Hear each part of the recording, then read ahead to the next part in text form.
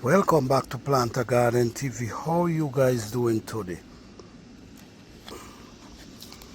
Alright guys, so today we're gonna talk about these plants growing from seeds. These are few months old now. These are lemons, few months old, and they're doing pretty well. What type of soil I'm growing them into? I'm actually growing them into clay soil, as you can see. But from time to time, I will go and I will get some natural compost and I will add to the surface. In the fall, I'm going to be adding leaf or grass clipping over their root, over them, and cover their root and allow it to break down for next spring. It's important to make sure you strengthen these plants really well before the fall, because after the fall they're going to be going into sleeping mode where they're not going to be growing that much.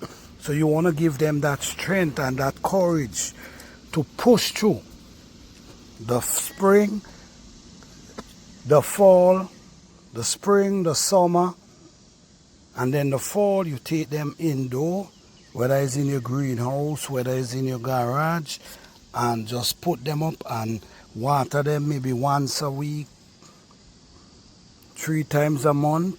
What you can do, you can, while you're watering them, you observe and you see the progress.